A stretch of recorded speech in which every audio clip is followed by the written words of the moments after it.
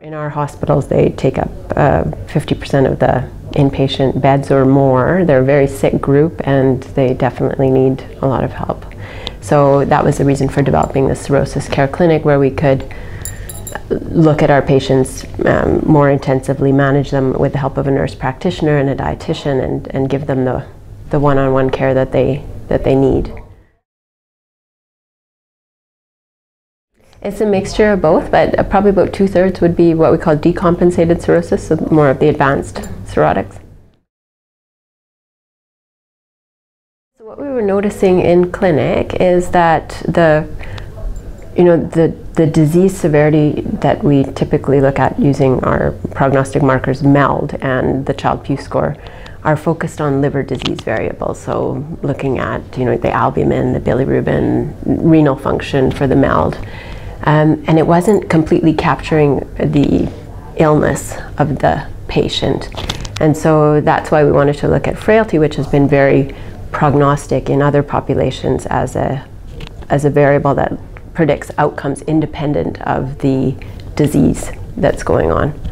So more of a holistic approach to the patient as opposed to a very liver-specific approach, which I think is what we're very good at.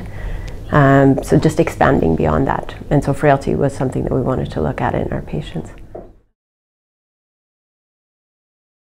We designed a prospective study where we took all of our patients coming into the Cirrhosis Care Clinic who consented to be part of the study, and then any other patients, because I'm also a transplant hepatologist, so any other patients who were being worked up for transplant who consented to be part of the study. And it's a cross-sectional look, so it's a one-time frailty assessment. And then we performed this frailty assessment and looked at outcome variables after 6 months. Well, what was really interesting is that the frailty markers were actually quite prevalent. So if you look at the study results, you can see that frailty is sort of this multidimensional construct that looks at not only physical frailty, which is the most typical, but also cognitive frailty and also depression. And so about 1/3 of the patients were depressed, which we wouldn't have otherwise picked up if we wouldn't have done the screening. About 2/3 of them had some cognitive impairment. Some of that might have been minimal hepatic encephalopathy or confusion. And then again, about 1/3 of them were physically frail or physically weak. So, putting all that together, all of those things are potentially modifiable.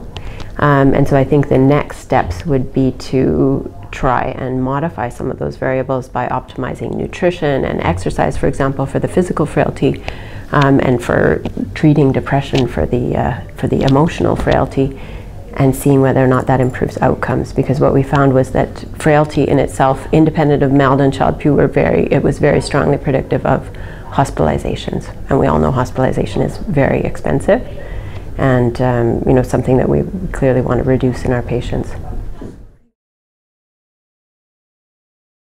I'm very interested, like I mentioned, in nutrition and exercise, and antidepressants would be the other thing, or cognitive behavioral therapy would be interesting, and just in general supporting the patients more, I think, would help with the frailty angle. There's no anti-frailty drug, unfortunately. That would be excellent, but at this point, and who knows, maybe things like rifaximin or other agents might actually have a benefit as well.